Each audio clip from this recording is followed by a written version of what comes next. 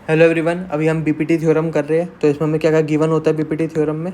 हमें गिवन होता समय पहले डायग्राम बना लेता हूँ आपके लिए इसका एक। ये हमारा ट्रायंगल बन गया है, इसको मैं सीधा कर देता हूँ। ठीक है, ये हमारा ट्रायंगल है और इसमें हमें एक लाइन दे रखी है, ये वाली। ये पूरा ट्रायंगल हमारा ये क्या है, ये ए है, ये बी है, ये सी है, ये हमारा डी और ई है। ओके, तो हमें गिवन क्या है कि जो हमारा डी ई है वो पैरेलल है किसके, बी और सी के। हमें प्रूफ क्या करना है, जो हमें टू प्रूफ करना है वो क्या करना है हमें कि जो हमारा A D upon D B है वो इक्वल है ए ई अपॉन ई सी। हमें एक कंस्ट्रक्शन करनी पड़ेगी इसके, थोड़ी सी वो कर लेते हैं पहले। सबसे पहले हमें क्या ज्वाइन करना है, ये हमें दोनों चीज़ ज्वाइन करनी है। ओके, तो क्या लिखूँगा मैं, ज्वाइन कर दिया मैंने D C and B E को। ठीक है, सेकंड चीज़ हमें क्या करनी है, इसमें परपेंडिकुलर्स बनाने। वो यहाँ से और यहाँ से दो परपेंडिकुलर चले गए, ये हमारे परपेंडिकुलर है। इसका नाम मैंने पी और क्यू रख लिया। तो हमें क्या करना है, ड्रॉ करने हैं परपेंडिकुलर। एक करना है डी क्यू एंड इसको बोल लो पी और ई। ओके, अब हम आगे सॉल्व करना शुरू करते हैं। इसका कैसे सॉल्व होगा मैं आपको एक चीज़ और बता देता हूँ। कभी भी एक ऑब्ट्यूज एंगल ट्रायंगल होता है जैसे हमारा,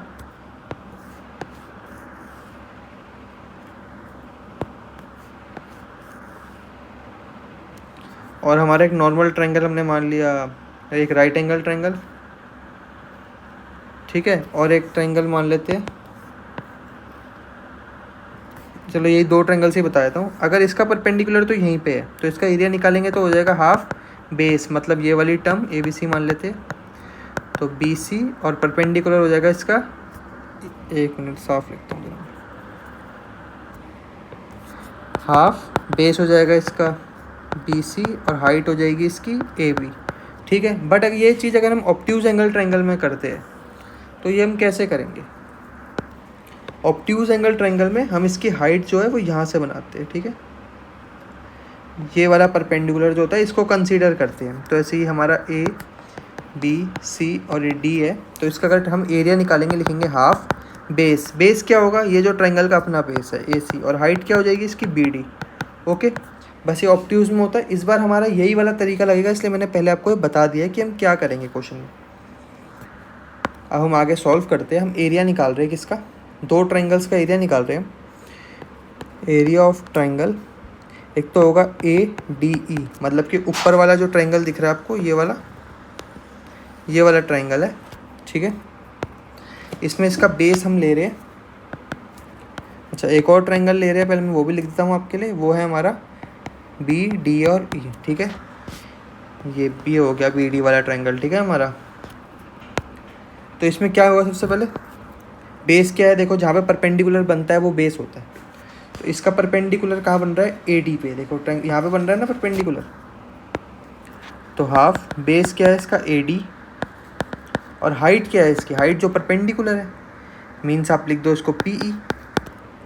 सेम दूसरे वाले में चेक करेंगे बी डी ई में, ये रहा बी डी। ठीक है, ट्रायंगल हमारा बेस कौन सा है, परपेंडिकुलर जिसमें देखो ये ऑब्ट्यूज एंगल ट्रायंगल जैसा बनने लग गया ना, तो इसका परपेंडिकुलर तो यही मानेंगे। तो बेस इसका हो जाएगा हाफ, बेस हो जाएगा इसका बी डी, और हाइट इसकी वही हो जाएगी पी ई। जो कट रहा है काट देंगे, जैसे हमारे ये कट गया और ये कट गया। इस वाली इक्वेशन से हमें क्या मिला पूरे से कि A D upon B D, ये हमारी इक्वेशन 1 हो जाएगी। Area of triangle A D E and area of triangle B D E से। सेम अब दूसरे इसके लिए करेंगे, कैसे होगा वो बताता हूँ आपको मैं एक बार। डुप्लीकेट कर लो, नीचे ले आओ, यहाँ भी हम इसको यूज़ कर लेंगे। अब कौन सा ट्रायंगल लेंगे हम, अब लेंगे हम ट्रायंगल, ऊपर वाला तो सेम रहेगा ए डी ई, नीचे वाले में हमने जो दूसरा बनाया था ना, ये हो गया हमारा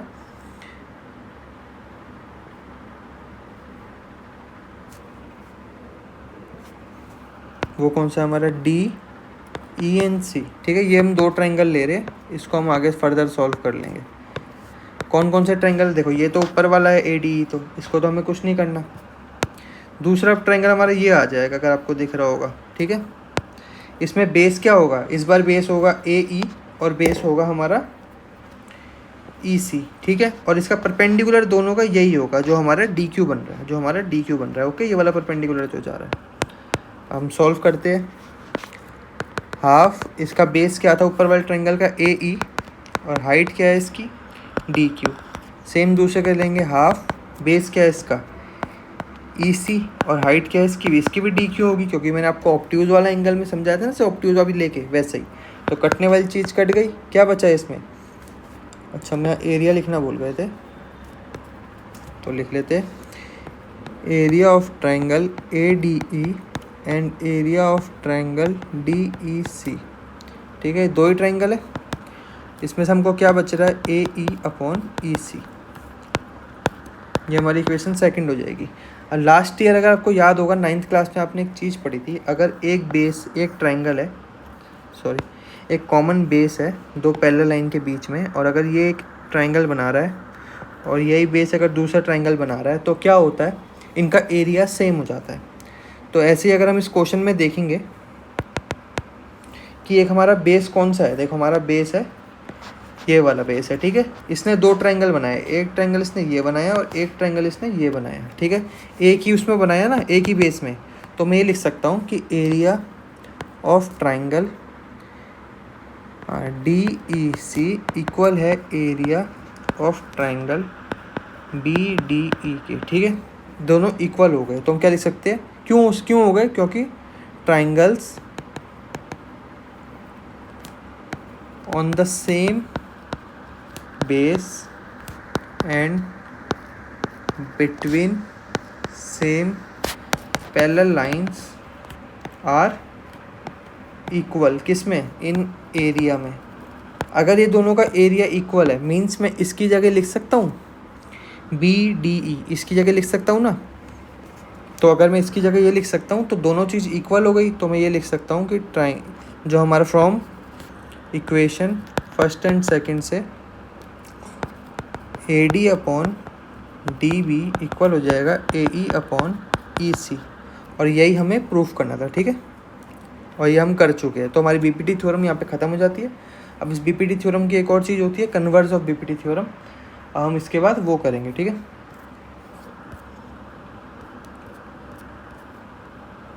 हम कर रहे हैं कन्वर्स ऑफ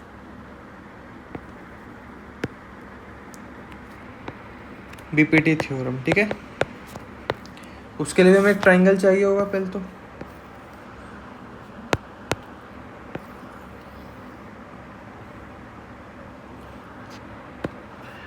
ये एक ट्रायंगल हो गया। इसमें हमें क्या क्या ABC लिख लेता हूँ, मतलब A B C और ये हमारा हो गया D और E। से कन्वर्स मतलब उसका उल्टा है, मतलब जो हमने इसमें प्रूफ करा है अब BPT थ्योरम में, वो इसमें हमें गिवन होगा, और जो उसमें गिवन था वो हमें प्रूफ करना है। इट मीन कि हमें उसमें गिवन क्या, इसमें गिवन क्या है हमें, इसमें गिवन है हमें कि AD/DB इक्वल होगा AE/EC, ये इसमें गिवन है। और उसमें गिवन क्या था हमें, जो मैं अभी लिख रहा हूँ 2 प्रूफ में, और हमें क्या प्रूफ करना है कि DE जो हमारी पैरेलल है BC के। ये चीज़ हमारी उसमें गिवन थी और ये प्रूफ करनी थी, और इस वाले में उल्टा हो जाता है, कन्वर्स में सिर्फ इतना ही होता है, ठीक है। तो चलो कर लेते, क्या करेंगे बताओ, थोड़ा सोचो। सबसे पहले कंस्ट्रक्शन डाल देता हूँ मैं इसमें छोटी सी, कि मैंने एक लाइन ड्रॉ कर ली है D से यहाँ पर, और इसको मैं बोल रहा हूँ F, ओके। बस इतना ही जो हमारा मेन था। कंस्ट्रक्शन लिख रहा हूँ मैं, तो उसी कलर से लिख देता हूँ। एक मैंने कंस्ट्रक्शन लिख दिया, क्या लिख दिया कि मैंने बोला है DF जो है वो पैरेलल है BC के, बस इतना सही लिखना है मैंने, ठीक है। अगर ये चीज़ होगी, अगर ये पैरेलल होगा तो मैं क्या लिखूँगा, सोचो। अगर ये चीज़ हो रही है तो मैं क्या लिख सकता हूँ, अगर ये दोनों, तो मैं ये लिख सकता हूँ, हमने पीछे BPT में पढ़ा है कि AD/DB इक्वल है AF/FC के, ठीक है। अगर ये हो सकता है तो ये हमारा इक्वेशन 1 हो गई, ये इक्वेशन सेकंड हो गई, ठीक है। दोनों में हमारा ए डी अपॉन ये वाला लिखा हुआ है डी बी, और यहाँ पे भी A D upon D B लिखा हुआ है। तो मैं क्या कर सकता हूँ, इन दोनों को इक्वल कर दूंगा।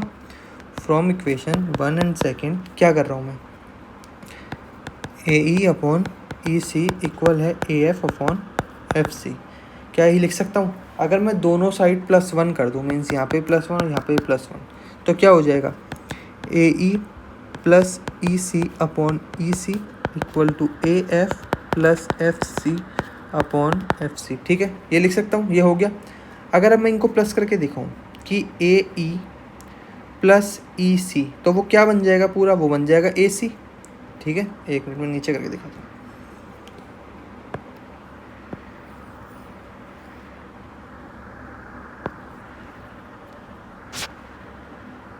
देखो मैं क्या कह रहा हूँ, अगर मैं अगर मैं ए ई और ई सी को प्लस कर दूंगा तो ये पूरी एक लाइन बन जाएगी। कौन सी बन जाएगी, ये बन जाएगा आपका ए सी अपॉन ई सी इक्वल, अगर मैं ये कर दूं, अरे क्या कर दिया, हाँ सही तो है।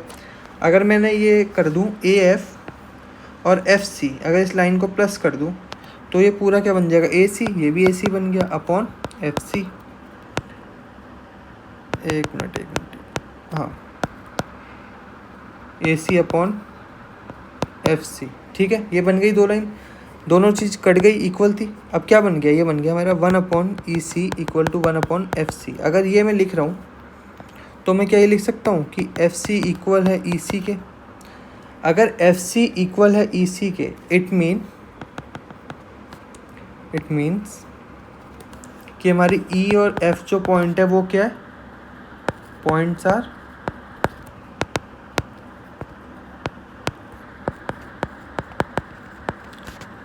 Are coincident. हमने पढ़ा था ना, कोइंसिडेंट मतलब क्या होता है कि एक ही पॉइंट के ऊपर एक पॉइंट है। अगर ये प्रूव हो गया है तो हमारी यहाँ पे प्रॉब्लम ख़त्म, हमारा प्रश्न पूरा सॉल्व हो गया।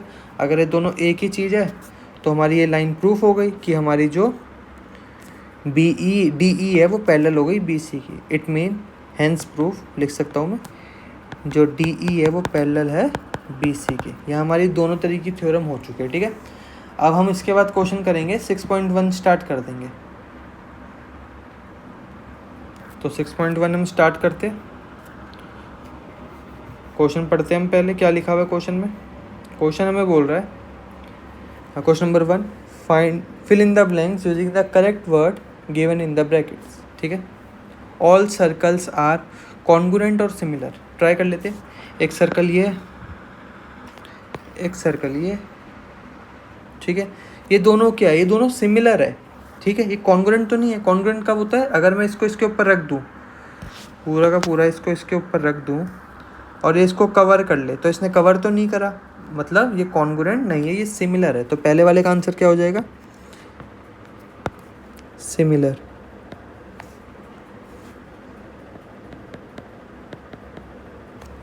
या तो मैं टिक कर देता हूँ, छोड़ो, वही इजी रहेगा। ठीक है, पहले वाले का आंसर हो गया सिमिलर। अगला पढ़ेंगे, ऑल स्क्वायर्स आर सिमिलर और कॉन्ग्रुएंट। ट्राई कर लेते हैं। ये मान लो एक स्क्वायर है, एक और स्क्वायर बना लेते हैं हम छोटा सा।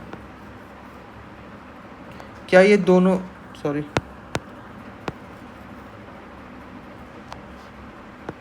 क्या ये दोनों चीज़ इक्वल है, नहीं है ना इक्वल। इट मीन ये कॉन्ग्रुएंट नहीं है, ये क्या है, सिमिलर है। तो इसका आंसर भी सिमिलर हो गया। अगला पढ़ेंगे, all dash triangles are similar. कौन से, आइसोस्केलस या इक्विलेटरल। आइसोस्केलस क्या होता है, जिसकी सारी साइड बराबर ना हो। ठीक है, जैसे ये हो गया, और कुछ तो इसको ऐसे कर लो, थोड़ा लो। ठीक है, इसकी कोई भी साइड इक्वल नहीं है। और एक इक्विलेटरल ट्राइंगल क्या होता है,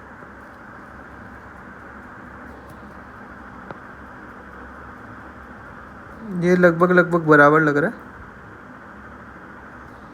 ठीक है, इसको रीसाइज करके बड़ा कर लेते हैं।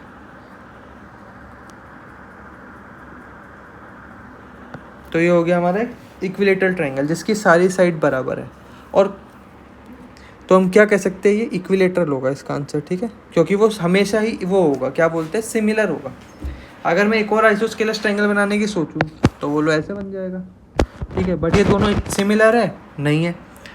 बट अगर मैं एक और इक्विलेटरल ट्रायंगल बना लूँ, ये लो ये बना ली, ठीक है, तो ये दोनों भी सिमिलर है। क्यों सिमिलर है? क्योंकि इनके अंदर के जो एंगल्स है वो हर बार 60 60 एंड 60 आएंगे, बट इसके हर बार चेंज हो जाएंगे। ओके, तो यही था, इसमें हमारा सिमिलर ये हो जाएगा इक्विलेटरल ट्रायंगल। ठीक है, अगला करते नेक्स्ट पार्ट।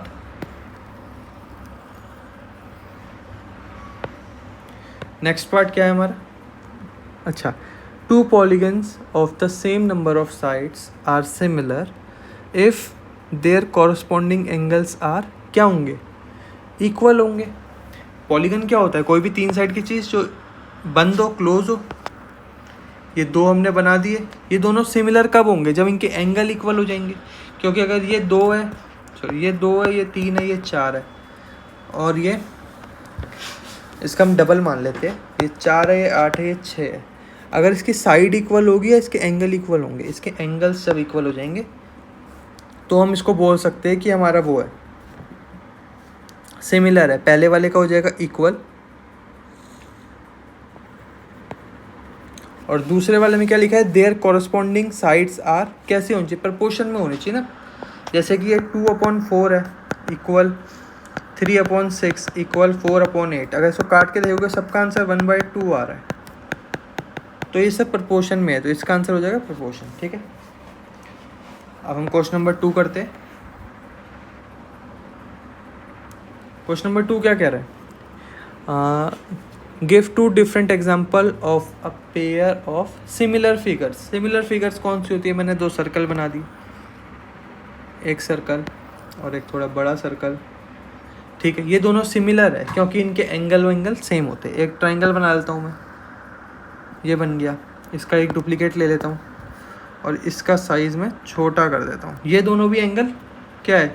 सिमिलर है। क्यों सिमिलर है? क्योंकि ये देखो मैंने इसी से बनाया है, तो इसके एंगल इक्वल होंगे, बस ये साइड में छोटा है। ठीक है, इनके जो साइड का प्रोपोर्शन होगा वो भी इक्वल होगा। ये तो हमारा सिमिलर वाले का हो गया। ठीक है, अब हम करते हैं अगला पार्ट इसका। वो क्या है? Non similar figures. कोई भी फिगर बना लो, एक हमने ट्रायंगल बना लिया और एक हमने सर्कल बना लिया, ये दोनों नॉन सिमिलर्स है। एक और कर लेते हैं, एक हमने रेक्टेंगल बना लिया और एक हमने ट्रपेजियम क्यों नहीं बना? चलो इसको चेंज करते हैं, रुक जाओ, ऐसा कुछ बना लेते हैं। ठीक है, अब ये दोनों भी आप कह सकते हो कि हमारे क्या है? नॉन सिमिलर फिगर्स है, क्योंकि देखो इनका कुछ भी चीज़ मैच नहीं कर रहा ना। चलो नेक्स्ट, लास्ट पार्ट हमारा इस वाले एक्सरसाइज का। क्या करना है? स्टेट, हमको बताना है कि जो ये वाला क्वेश्चन है इसमें state whether the following quadrilaterals are similar और नॉट, कि ये सिमिलर है कि नहीं है। सबसे सिमिलर चेक करने के लिए दो चीज़ होती है, एक तो उनको प्रोपोर्शन में होने चाहिए और दूसरे उनके एंगल्स सेम होने चाहिए। तो पहले वाला दिख तो मुझे प्रोपोर्शन में ही रहा है, अगर आप ध्यान से देखोगे। मीन्स जो हमारा 1.5 है, और सॉरी मीन्स हम इसे ऐसे कर सकते हैं कि जो हमारा SR/DC है वो कितना है? 1.5 एंड 3। दूसरा मैं आपको बोल सकता हूँ कि RQ/CB वो भी कितना है? 1.5 एंड 3। तो इनके देखो रेशियो तो सेम ही आ रहा है, बट इसका मतलब ये थोड़ा ना कि प्रोपोर्शन में होगा, बिकॉज इनके एंगल्स देखो, इसमें हमें एंगल प्रोवाइड ही नहीं कर रखा क्या एंगल है, बट इसमें हमें पता है इसके सारे एंगल 90 के, मीन्स ये स्क्वायर है। तो अगर एंगल ही इक्वल नहीं है तो मैं लिख सकता हूँ the corresponding angles of the two quadrilateral